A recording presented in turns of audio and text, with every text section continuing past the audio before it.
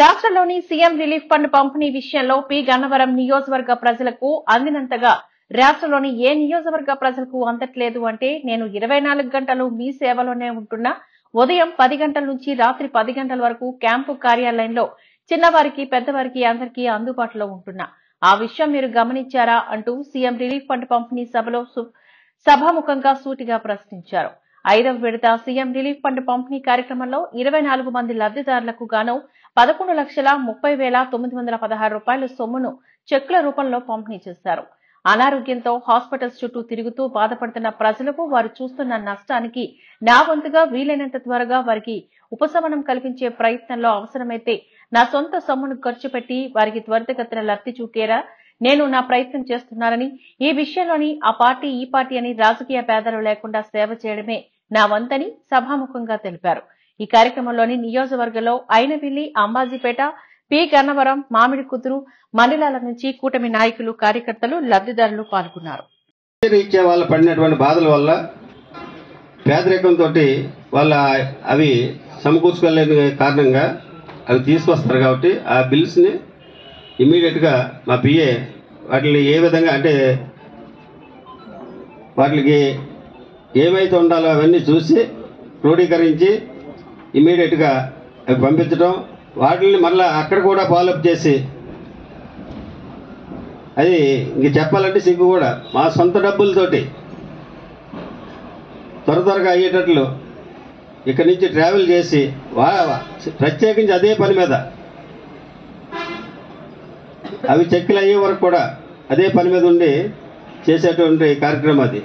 అయినా కూడా మన నియోజకవర్గంలో ఉన్నటువంటి ప్రజలకి సర్వీస్ చేయాలనేది ముఖ్య ఉద్దేశంతో చేస్తున్నాం. కాబట్టి మాకు ఏ విధమైనటువంటి భేదాభిప్రాయం లేకుండా చేస్తాం.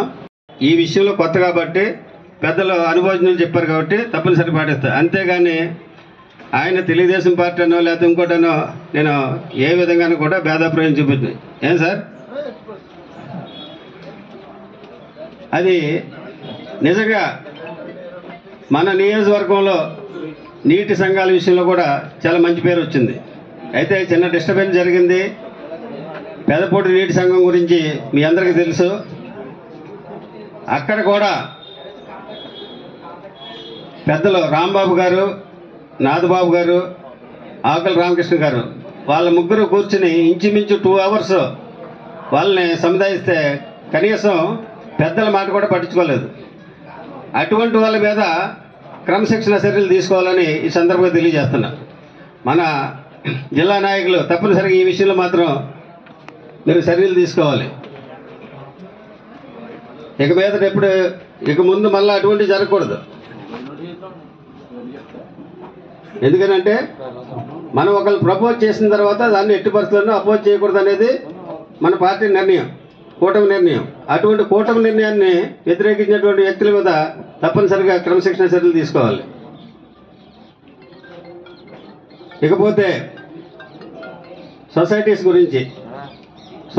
గురించి మేము కూర్చుని, రాంబాబు గారు నేను కూర్చుని నీటి సంఘాలకి ఎవరికైతే కేటాయించామో అంటే జనసేన కేటాయించిన కాడ తెలుగుదేశం కేటాయించిన కాడ జనసేనకి ఎందుకని అందరూ ఒక ఏకతాటి మీద ఉండాలి, అందరికీ మంచి జరగాలి, ఎవరు కూడా ఇబ్బంది పడకూడదు అనే ఉద్దేశంతో 3 పార్టీలకు సంబంధించినటువంటి వ్యక్తుల్ని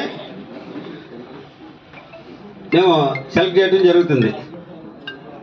పార్టీలు జనసేన, తెలుగుదేశం, బీజేపీ అయినా కూడా పెర్సన్స్ని మీరే కేటాయించండి, మీరే నిర్ణయించండి అని మీ అందరికీ విడిచిపెట్టడం జరిగింది. ఇదేంటంటే కూటమి యొక్క ఐక్యత అని నిరూపించడానికి ఒక నిదర్శనం. అందుచేత మీరందరూ గమనించి మన కూటమిలో ఏ విధమైనటువంటి